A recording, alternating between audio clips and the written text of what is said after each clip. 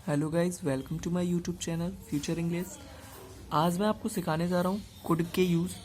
Could का किस तरह से अलग अलग सेंस में यूज़ होता है वो मैं आपको सिखाने जा रहा हूँ।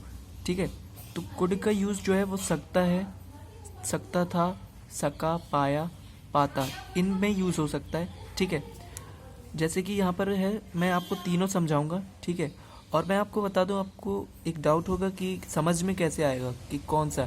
ये आपको सेंटेंस से समझ में आएगा, या आपको जब किसी से आप बात कर रहे हो तो उस टाइम आपको समझ में आएगा किस वे में बात हो रही। ठीक है, जैसे यहाँ पर है सकता है या सकता था, वो आज आपसे मिल सकता है, वो आज आपसे मिल सकता है। He could meet you today, he could meet you today.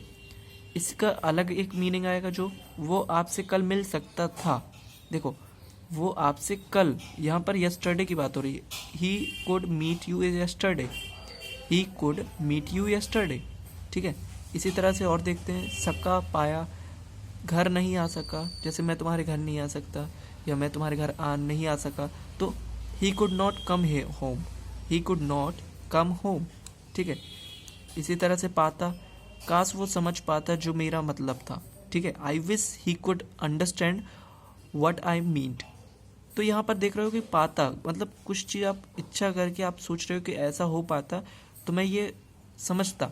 तो यहाँ पर क्या है कि काश वो समझ पाता जो मेरा मतलब था, तो I wish he could understand what I meant. ठीक है, ये हो गया। और सका, पाया, जैसे वह घर नहीं आ सका, मैं वहाँ नहीं जा सका। ठीक है, इस तरह से सकता है वो आज आपसे मिल सकता है, इस तरह से आप यूज़ कर सकते हो। ठीक है, तो आई होप आप लोगों को समझ में आया होगा किस तरह से कुड का यूज़ अलग अलग वे में होता है, और ये आपको सेंटेंस के यूज़ में समझ में आएगा। आप प्रैक्टिस कीजिए। और thank you so much for watching this video. और अगर आपको कोई क्वेरी है तो आप कमेंट बॉक्स में पूछ सकते हैं।